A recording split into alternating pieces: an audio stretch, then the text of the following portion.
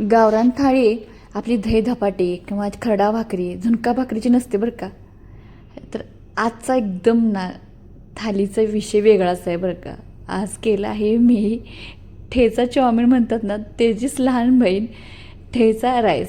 तर काय करायचं, सगळं आयतं होतं त्यामुळे मी ठेचा राईस केला आहे. भाजलेले शेंगदाणे, भाजलेल्या मिरच्या, लसणाच्या 5-6 पाकळ्या, जिरे घालायचं अर्धा चमचे, मीठ घालायचं म्हणजे जे आपण ठेचा तयार करतो ना तसंच, कोथिंबीर घालायची भरपूर अशी, आणि हे आता फिरवून घ्यायचं मिक्सरमधून.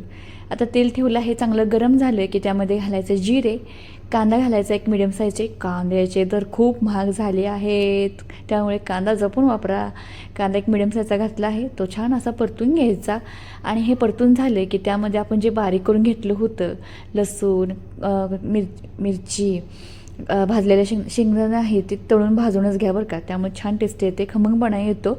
तर सगळं साहित्य तुम्ही एकदम भाजून ना बारीक केलं तरी चालतं. मी एक वरी भाजून केलं आहे. ते सगळं आहे ते साहित्य आहे ते कढईमध्ये घातलं आहे. हळद घालायचं आणि काही नाही हो घालायचं, सॉस वगैरे कुठलाही घालायचं नाही. एवढेच मसाले बास होतात आणि इतकं सुंदर चवीला लागतं ना. तुम्हाला काही तर चमचमीत खायचं आहे आणि भूक आहे भरपूर अशी, ते तेव्हा ही आहे ना हा राईस ना नक्की तयार करून बघा. तर चाऊमिन वगैरे ते नूडल्स वगैरे तसलं काय करण्यापेक्षा ना आपलं भात काय कधी पण तयार असतो. शिळा तर असतंच असतं. तर ह्या ताजा भाताचं केलं, शिळ्या भाताचंसुद्धा उतरून छान होतं बरं का. तर हे आहे ते सगळं भात आहे गरमागरम ह्यामध्ये घातला आहे, परतून घ्यायचा. आणि परतून असा घ्यायचा की थोडंसं चांगला गरम झाला पाहिजे आणि गरम गरम सर्व करा.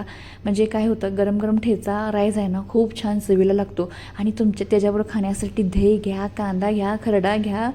आणि हे झालं आहे आपला ठेचा राईस. वरून घालायची कोथिंबीर भरपूर अशी. आणि ही रेसिपी बघायला तुम्हाला आवडली असेल तर नक्की कमेंट करून सांगा. आणि चवीला जबरदस्त लागतो, काही कष्ट करावे लागत नाही.